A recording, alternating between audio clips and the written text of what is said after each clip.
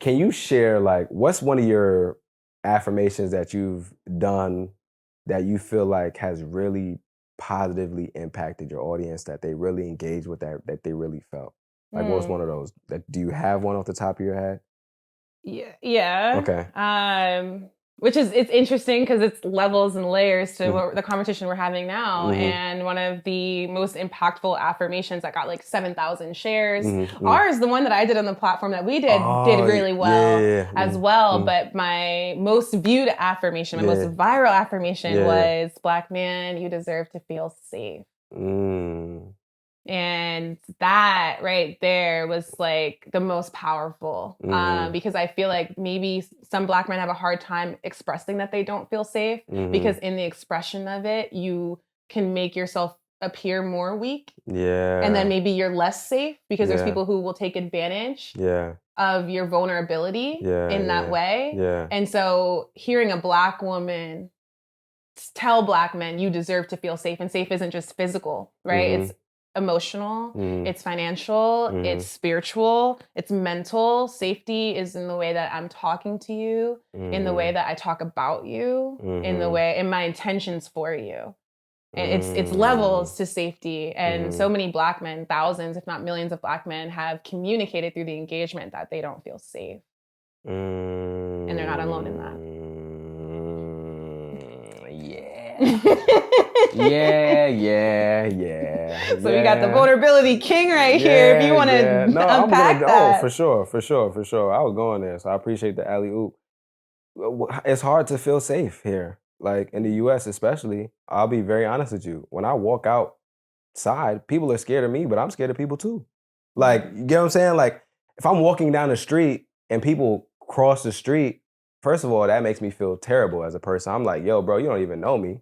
And you're already like, I'm already perceived as a threat just because I'm walking, right? Like, can you imagine? Like, my very existence in itself is a threat. So I know now people look at me as some type of threat. It's hard not to have a mindset where you're a little bit afraid because, like, yo, people perceive me as a threat. What do people do when they're threatened?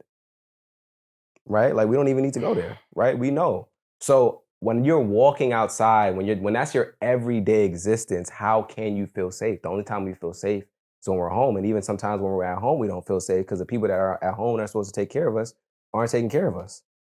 Right? Some of us have moms or dads that are abusive, like whether it be emotionally or physically, right? So you really don't have a space where you're safe at all. And because you're a man, you don't even have a space where you can at least express the fact that, yo, I don't feel safe. You Hmm. get what I'm saying? So you're dealing with not feeling safe, not being safe at all, and you don't even have a space to express that sentiment in itself. So what do? You get what I'm saying? What do you do? Right? So it's layered. And that's why, like, when we were talking before this episode started, I was telling you, you asked me, like, yo, where would you go if if you can go anywhere? And I was like, Ghana.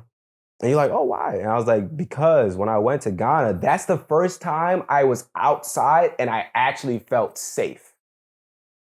And I had never Wow. experienced that before. Like, I've never been outside in an open area as a black man just existing and felt safe and comfortable. Like, yo, I'm actually okay out here. Like, people don't look at me crazy out here. When I landed in Ghana, I'm going, like, we're leaving the airport. Me and my pops are leaving the airport. The customs agent, or like you can think of her like as a customs agent, like that you see in the United States. She saw me. My dad was like, yo, this is his first time in Ghana. She was like, oh my God, welcome. Gave me a hug. Can you imagine landing in the US and a customs agent gives you you'd be like, what the You're like, back the you know what I'm saying? Like, whoa, whoa, back up. You know what I'm saying? But like in Ghana, that was like, yo, this is you family. Welcome home. Exactly. Welcome home. Right. And what did I say? You only feel safe when you're at home. So Ghana being home, that's why I felt safe regardless of where I was at, because it's like, yo, these are my people. So like I'm saying all that to say, yeah, we don't feel safe and we don't even have a space to express that sentiment in itself.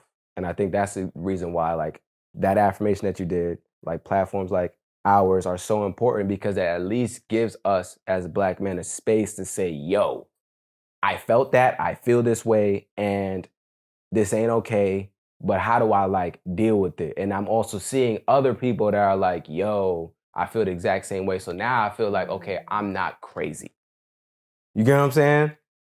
I'm not crazy. And I'm not alone. And I'm not alone. And I think that's the main thing that a lot of us are looking for is like, yo, I don't want to be alone in my experience as a man. Like, I think man, you got me in my bag right now. I ain't gonna lie, Nicole. You really got me in my bag deep right now. Like, I'm gonna ask you some questions, but let me just get this. Let me just get this off real quick, man. Like, a lot of us, like, we grew up thinking like, man, it's important for us to do stuff by ourselves. Like, we gotta do everything by ourselves. You know, if you don't do it by yourself, you're not a man. If you don't go through stuff by yourself, you're not a man. But it's like, as I got older, I realized that is such a flawed mindset.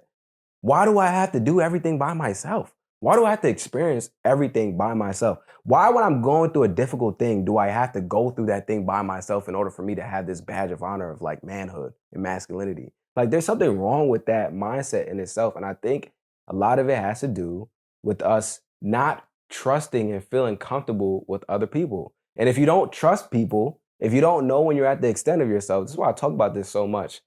You're gonna always think you can do everything by yourself.